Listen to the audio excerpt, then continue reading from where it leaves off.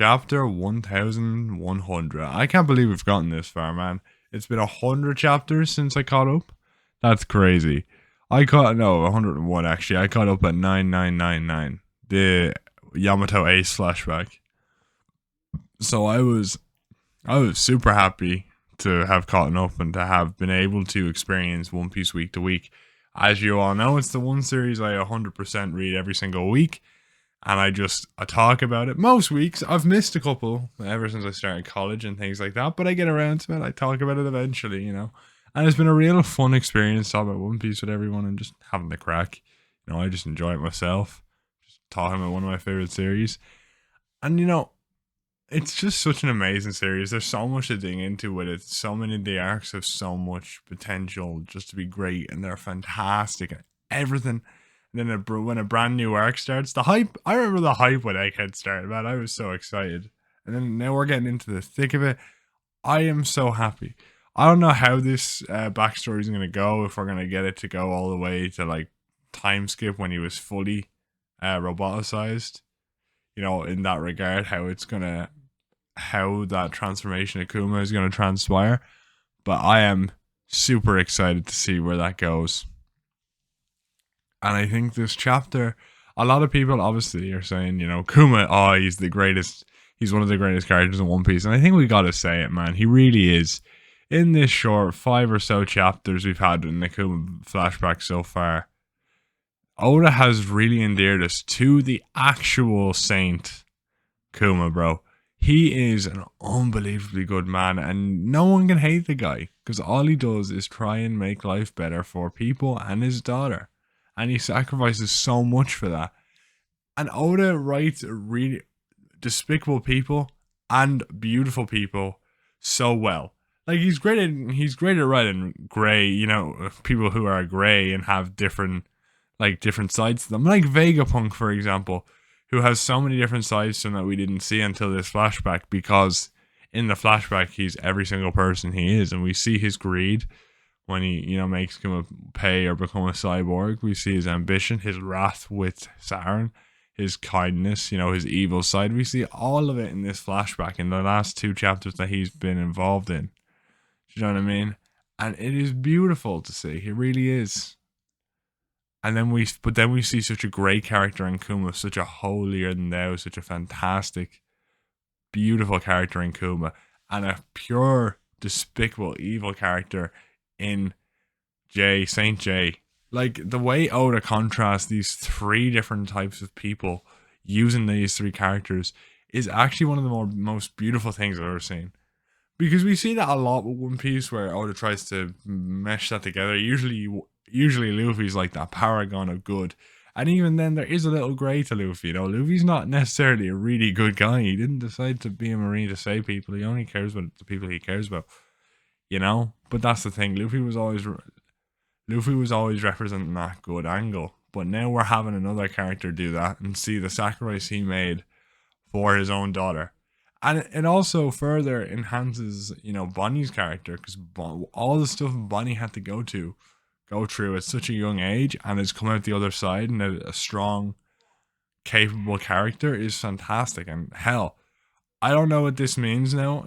Like if she got onto the level of a supernova at the age of 12, like the power scalers must love Bonnie right now. They're like crazy. The growth stats are insane, bro. She goes from toddler tier to warlord tier in like 4 years. She's actually that's incredible growth. Her and Kobe are on similar levels, bro. She's actually a beast. Bonnie top 1 in the verse by the end of the series.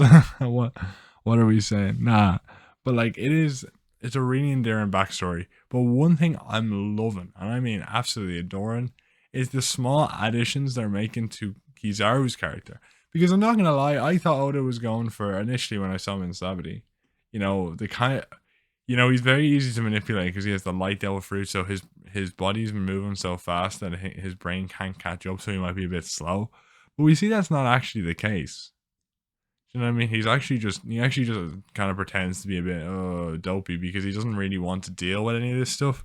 he's seeing too much, man. He just does what he needs to do for the paycheck. He doesn't really like to think about it. And that's kind of what he does. And I appreciate that because we have a lot of people like that. Maybe even yourself. I don't know about myself. Yeah, I haven't had to experience something where I'm completely and utterly against it, but still have to do it. Thank God. And I hope I never have to experience that, but I'm sure it will because it's a part of humanity, right? And I think Oda showing that with Kizaru, and even showing that he feels sorry for Vegapunk. He definitely felt sorry for Kuma this chapter where he pulls his hat down and he kind of covers his eyes like he's about to cry. Beautiful, beautiful chapter.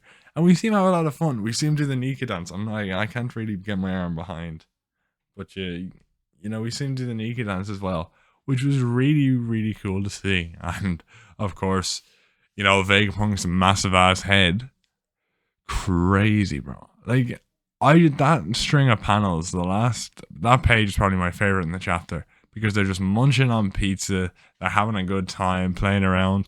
We do also get foreshadowing for the what you call it, for the satellites. And I think that's cool as well, but it was a bit on the nose, I'm not gonna lie. But to be fair, I guess we could all easily assume the reason why.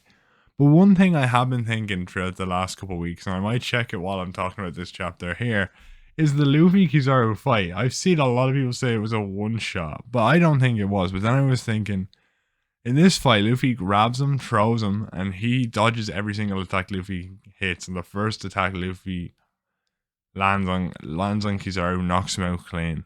So I suppose it was a one shot once he got into Gear 5. So maybe I was really overblowing the Admiral's abilities, or maybe Kizaru was just one of the weaker ones in the original 3. I don't know, to be honest. I don't know how. I think it would make sense if Aokiji and Kuzan are strong, or Aokiji and Sakazuki are stronger than Kizaru, because they're both very strong-willed people, where Kizaru is just trying to get through the day. So that way we can still have Aokiji's feats not be downplayed and Garp's strength not be downplayed. I think this is fantastic, though. I really do. I think it's some great. I think this chapter has really endeared me to his character. I don't know. I've been thinking, do I prefer him to Aokiji at this point? I do love Aokiji. I've always loved Aokiji. But I don't know if I prefer Kizaru, just the way Oda's drawing him and how he's acting. I just like the vibe, man. I like to just kind of, just got to get the job done, man. What can you do? And because there's not much to him, so you can just appreciate what he's doing. Where Aokiji, there's still I might go back to preferring Aokiji eventually, but right now I'm sitting here like, okay, I'm just kind of waiting to see what the big reveal is, like what you're working towards and why Garp if Garp is dead, why he had to die in that scenario, or what's going to happen to Garp. I am still excited to see where that goes and how that is approached. But on top of that, with those conditions that both Vegapunk and Kizaru were witness to, that shows why he's sympathetic towards Bonnie and tries not to fight Bonnie, because he understands the pain she's through. But it also makes me wonder, because he seems like a decent fella, but yeah, he made Fisher Tiger. He kind of made a fool out of Fisher Tiger. Now I can't remember why he did it, but again, maybe that is out of showing the gray elements of his story. Maybe Kizaru is a bit of a racist, and maybe there was a superior there because he was a vice admiral at the time. Maybe he just played it up. I don't know. But with the type of character we're getting now, it does seem a bit weird to have him like that against Fisher Tiger. Now maybe I'm completely wrong. Maybe that didn't happen, but I kind of do remember him kind of, taking his chin and kind of saying something bad to him. But maybe I'm wrong. I don't know. It's been a while since I read the Fisher Tiger backstory, but I kind of have to do that now because I've done a real Jinbei appreciation week this week, to be fair. That and a JJK appreciation week. I've just been reading some of that. Fantastic, by the way, but we're not talking about JJK today. Yeah, and I did really like Kuma's reaction to the conditions. He was like, well, I got to save my daughter, so it doesn't really matter. I'll do what I need to do. And it really puts him on another level in terms of how endearing he is as a character, right? And I love that about Kuma. Absolutely adore that. And it makes Saturn so, so deplorable. I want this guy completely and utterly destroyed in every single possible way, right? I want this guy manhandled. But I'm disappointed because I was reading through Egghead again, and it kind of looks like Luffy has to be the one to take out Jay Garcia because they're talking about Nika saving the day so much in this flashback that it kind of has to be Luffy, doesn't it? But I would love for it to be Dragon. I really would love for it to be Dragon who ends up killing Saint Saturn. Because assuming Kuma dies, if Kuma doesn't die, Luffy can do whatever he wants. But if Kuma dies in this arc, Dragon has to be the one to take out Saint J. It just has to. I've been talking about this for so long. It has to happen. I won't take it as not happening. I believe it needs to happen. I think it would be one of the more powerful moments and really introduced Dragon to the story because we see how powerful he is. And if we want to see, if you want to make Dragon first actual, combat appearance in the story really impactful, have him defeat someone like that. Defeat someone that high up in the Marines, right next to Emu. I think that would be an insane feat, giving him the respect that no one actually gives Dragon these days, and I think that would be crazy. Now, obviously, I do think Luffy's going to get that fight because they just keep mentioning Nika. I'm pretty sure they've mentioned Nika in every single Kuma flashback chapter, so it would be a bit weird not to have it. But I also think the way you could work around that is by assuming that, Kuma views Dragon as his Nika, that guy fighting for everyone's liberation. He is Kuma's warrior of liberation. Do you know what I mean? And it could be, we have to see Nika fight in a spiritual way. But I don't know. I suppose we could have a father-son team up, but I think that's a final war thing. I don't think that's an Egghead thing. So I wonder what's going to happen. Now, maybe there could be a possibility that Kuma's not the one who dies and Vegapunk is the one who dies. Given the government the upper hand against the Straw Hats and everyone else in the world. I think that would be a fascinating idea.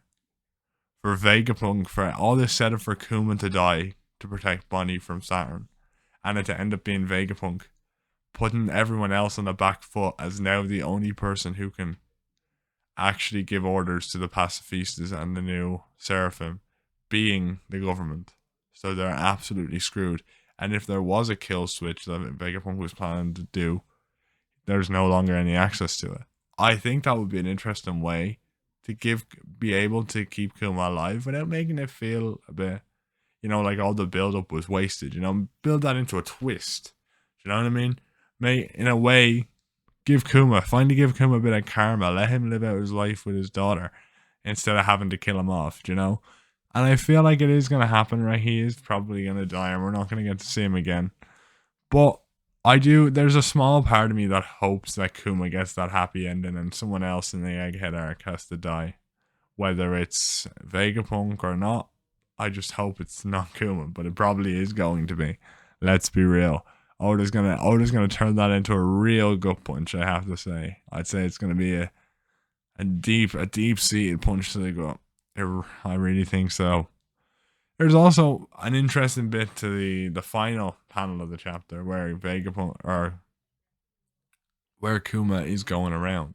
And this is what makes me say constantly, we see Dragon a lot in this chapter as well, a lot in the last few chapters, and I think as well that could lead heavily into the idea of Dragon showing up and taking out Saint J Garcia, because I think it'd be so worthy to happen, because not only have we heard about Negan, we've heard about Dragon as well, and considering their relation to each other and Dragon's fighting for freedom, he could be Kuma's, in Kuma's eyes, he could be the idea of Nika, because Kuma hasn't met Luffy yet. Now, saying this, this is all my theory, this could be blown away in the next chapter, because we see that 2 years before the start of the story, Kuma was at the East Blue, or was it? Is this right before the story just starts now? Because I saw like a shorts video before I started recording this, where it was like, did Kuma cause the whirlpool or something? And I was like, what? Is it this time in the story? I thought it was 2 years before the story, but maybe not. I don't think he's gonna find out that Luffy is Nika, like I see all the thumbnails. But I do think he is gonna find out that Dragon has a son somehow and be like, this kid is so much like Dragon, and like help him out in some way, or just keep that in the back of his head and be rooting for him through. And when he sees and obviously the story of Shanks versus Mihawk, he's definitely gonna know about that. So maybe when he sees the hat, and he might know something about Nika at this stage, and maybe the hat is what kind of throws him for a loop, and he's like, maybe this kid could do it. Let me see. I don't think he's actually going to have an active effort in changing anything to do with the story. This might also be a way. I know it's too late in the story. I was going to say a way to kind of have Uta show up in the story, but no, it's only 2 years before they start the story. So Shanks isn't there anymore, and neither is Uta. So that's probably not going to happen. And also to end it off, man, how cute was the fact that the drawing of a lion that Bonnie made for Kuma is the Jolly Roger for his ship. That is adorable, man. I swear to God, if Oda's trying to make me cry for Christmas, it's working very well. What an adorable story. Oda is so good at writing heart-wrenching stories. I'm a big fan of I'm a big fan of Robin's backstory as well. And Oda can just get that emotion out of me so well. Now, I will say, I can't wait till this is in the anime, because I am going to be destroyed, man.